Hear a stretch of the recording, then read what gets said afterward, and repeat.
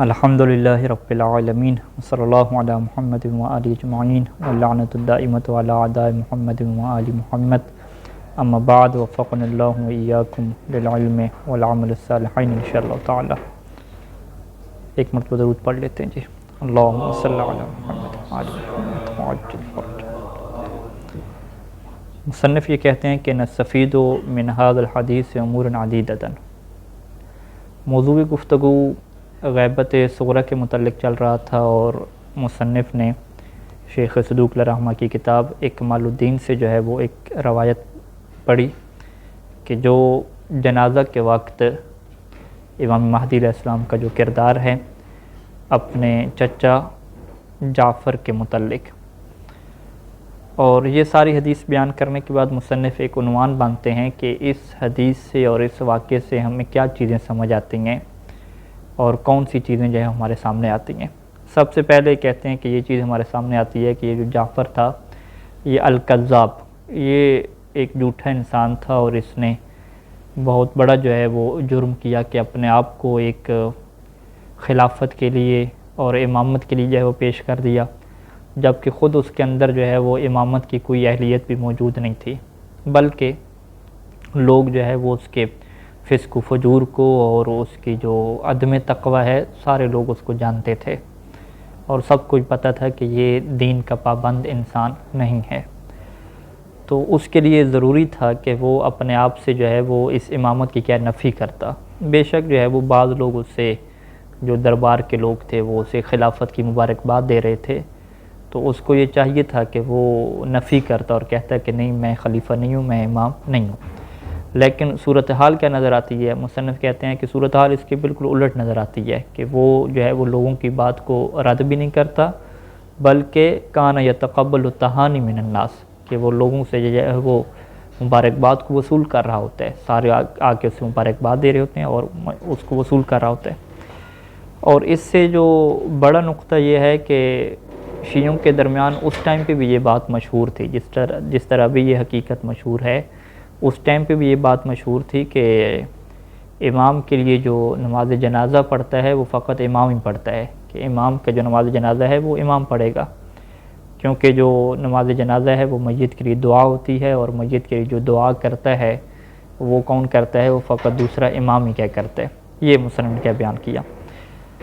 تو اب جب جعفر آگے بڑھا تھا نماز جنازہ پڑھانے کے لیے، تو اس ٹائم پہ جو ہے وہ امام حجت قائم عجل اللہ فرجہ شریف جو 5 سال کی عمر میں ہے وہ آگے بڑھتے ہیں اور جعفر کی ردا کو پکڑ کے پیچھے کرتے ہیں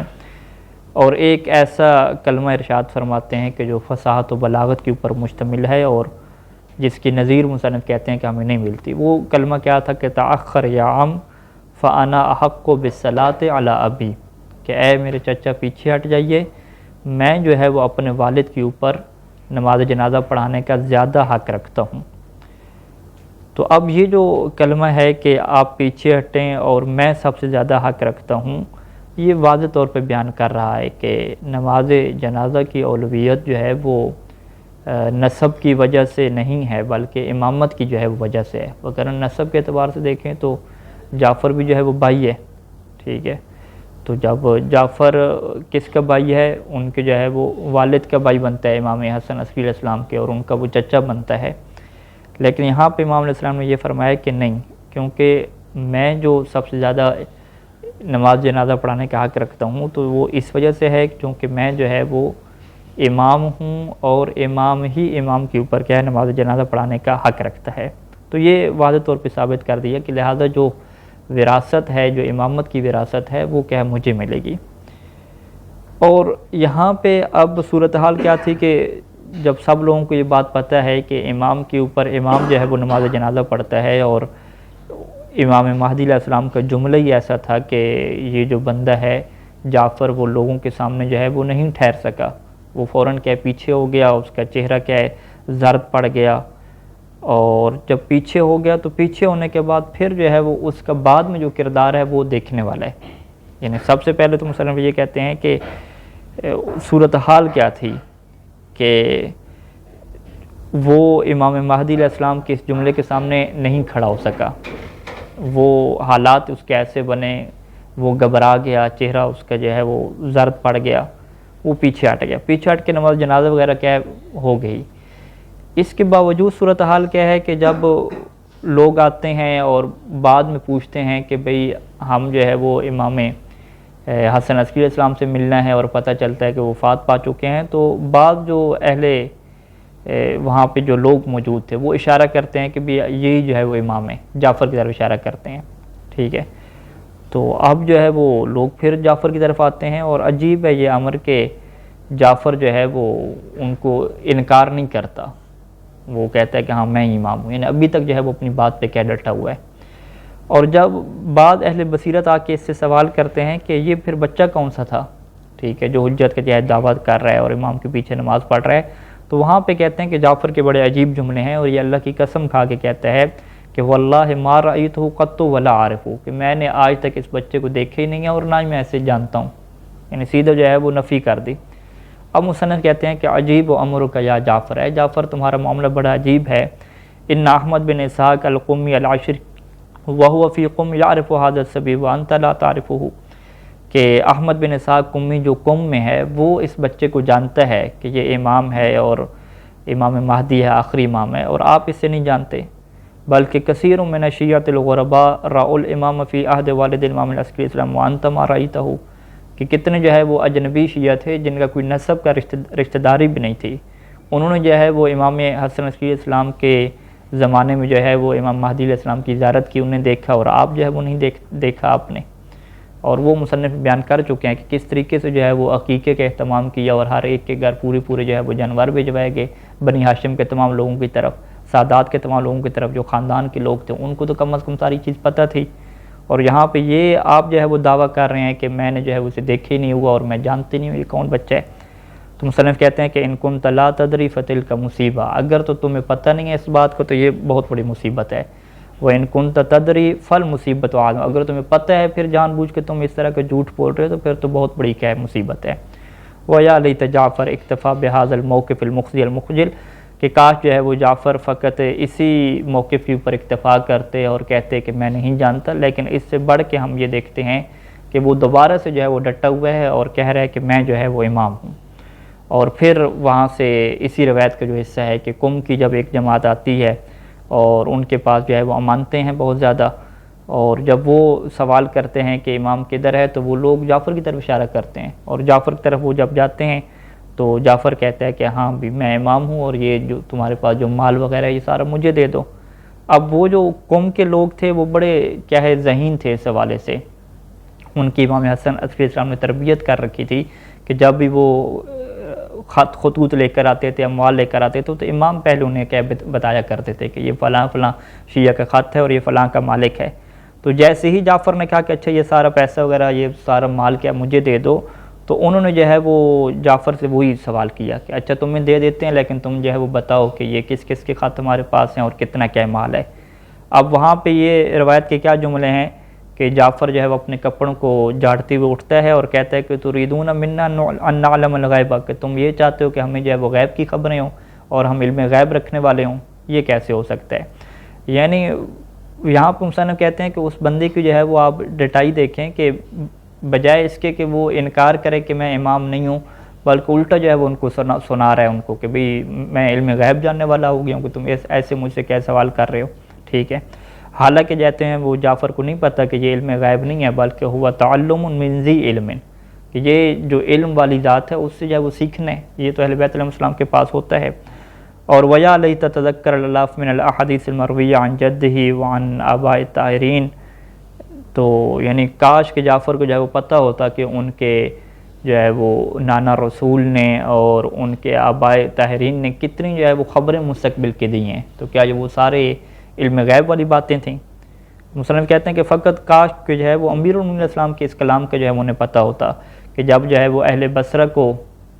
آپ خبریں دے رہے تھے کہ تمہارے ساتھ مستقبل میں کیا ہوگا، ترکوں کی جو ہے وہ خبریں دے رہے تھے، اور روایت کے جملے ہیں کہ فقال بعض صحابہ لقد اعطیت یا امیر المومنین علم الغیب، کہ جب بعض صاحب نے یہ کہا کہ آپ تو جو ہے وہ ہمیں علم غیب جو ہے وہ دے رہے ہیں، غیب کی خبریں دے رہے ہیں، تو اس وقت جو ہے وہ امام نے فرمایا تھا کہ فقال الامام لیس هو بعلم غیب انما هو تعلم من ذی علم،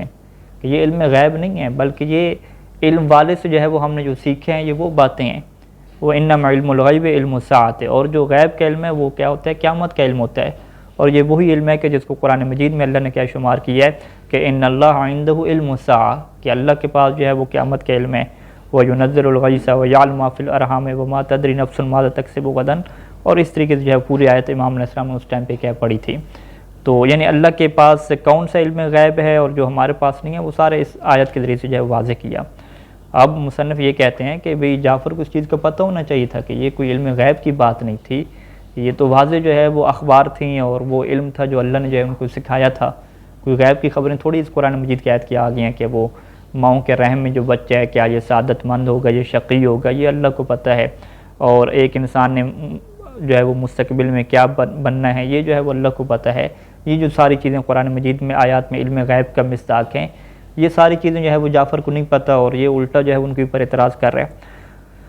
اور پھر کہتے ہیں کہ وَمَا زَالَ جعفر مُصِرًّا عَلَىٰ غَيِّهِ وَعِنَادِ وَضَلَالِهِ، کہ جعفر جو ہے وہ اپنی گمراہی کے اوپر باقی رہتا ہے، ابھی تک پھرا نہیں ہے، اور یہ کیا کرتا ہے؟